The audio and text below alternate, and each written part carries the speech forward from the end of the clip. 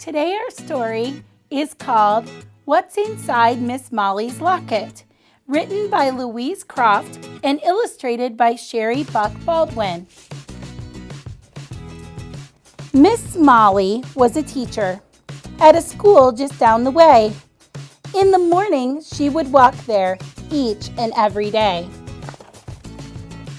But just before she left her house, her keys tucked in her pocket, she carefully placed around her neck a very special locket. It was oh so big and beautiful, with a shine it could not hide. But no one could quite figure out just what she kept inside.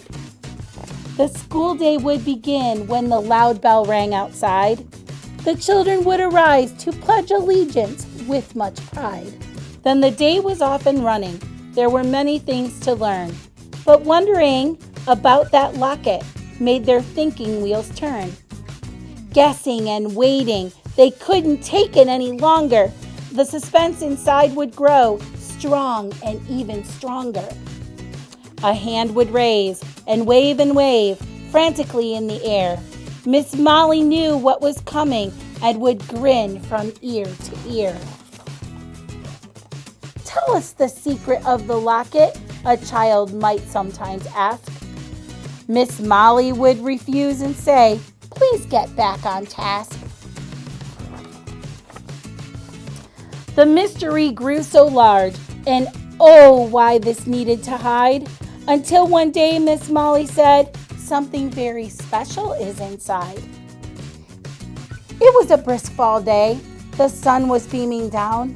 The children were out for recess, and they gathered all around. It was not time for jokes and games, but for all the children to decide.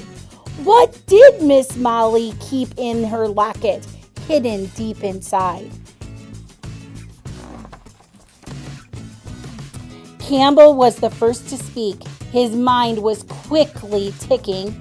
He imagined it held a lollipop that you could never stop licking. Kellen exclaimed, "You are wrong," in his all-knowing tone. "It is her pet lizard that she cannot leave home alone." Caitlin thought the boys were silly, and she was oh so smart. She knew it had to be the man who had stolen Miss Molly's heart. Tommy listened to them all and knew his idea to be the best. It just had to be the answers to every single test.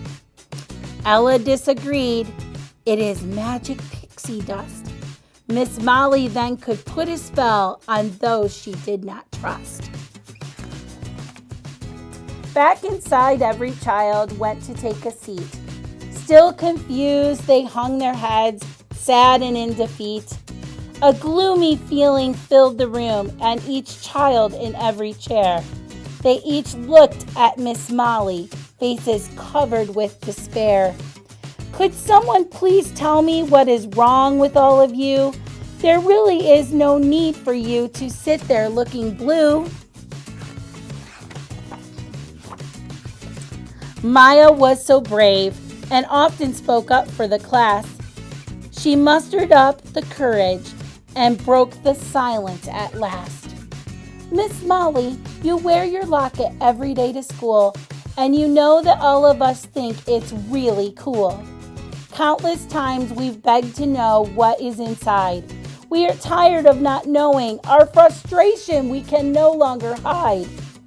Miss Molly scratched her head and thought for just a minute. "Now is the time I should let each child look in it."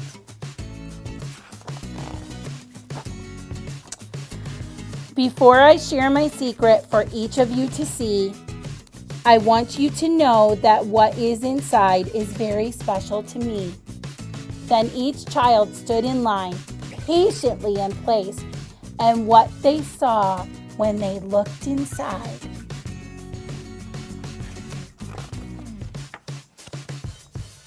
was their own wonderful face, for it was a mirror inside the locket that looked so smart. Because each student Miss Molly taught, she kept close to her heart. So as we're off of school, I don't have a locket, but I wear my cardinal every day. I hold all of you in my heart. I'm thinking about you, I'm missing you, and I will see you soon. Bye.